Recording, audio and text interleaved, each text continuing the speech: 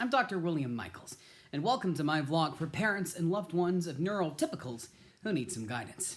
As we all know, neurotypical people are pretty decent. They have a wonderful compassion about them, and a great capacity to be creative, intelligent, and innovative. Many are pretty progressive, and when you compare them to one another, every single one is really individual in how they operate. But unfortunately, this leads them to behave unusually. For every little thing about them that makes them special, there's an equal, if not bigger, thing about them that makes them different. From my personal observations, I have a special insight in that I have a pair of neurotypical parents. They're lovely, but myself and those who know can admit that on occasion they're hard work. The way they watch TV and silently refuse to engage in conversation, how they let you know something's a joke despite the fact you're laughing, or even the ultimate question, which has been bothering us all for years. When they're annoyed, why do neurotypical people just let things fester? For some reason, they hold things back and don't address their problems. Isn't that the point of problems? You solve them, obviously. Not to mention when I'm feeling at my most confident in conversation, they'll inevitably tell me to talk slightly quieter. Isn't that amusing? A frequent conflict being at an after-dinner party. William, could you just dial it down?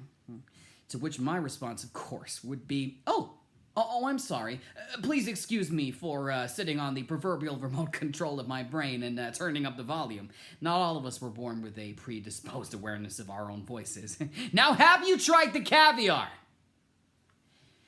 We should all try to be more understanding of them. If they aren't able to quote 45 minutes of word-perfect dialogue from the Tigger movie, they shouldn't be discriminated against. It's really not their fault, and you shouldn't let their issues cloud your judgment when in conversation with them. They are working really, really hard to listen to you. If they are seen as weird or different, then our job is to accept them for who they are. We need to tolerate their quirks. Common examples being symmetrical posture, sense of social timing, below average Mario Kart ability, and worst of all, the fact that they don't ever rant. Sorry, not rant. I mean, they don't ever talk really interestingly for a long time. These things should be celebrated, not mocked. Tune in next week where I will be conducting a Zoom interview with French actor Baz Abnormal, who last year controversially won an Oscar for his film L'Homme de Bureau, or L'Homme de Bureau, or The Office Man, where he played a neurotypical head of HR, Jacques. We'll discuss how many people objected to someone neurodiverse playing someone neurotypical. However, I personally saw the film as a triumph of the human spirit, and a touching story in that he had no hobbies he was terribly interested in, he could monitor people's expressions with ease, and has never ever had any interest in anime, not even as a child. Truly tragic.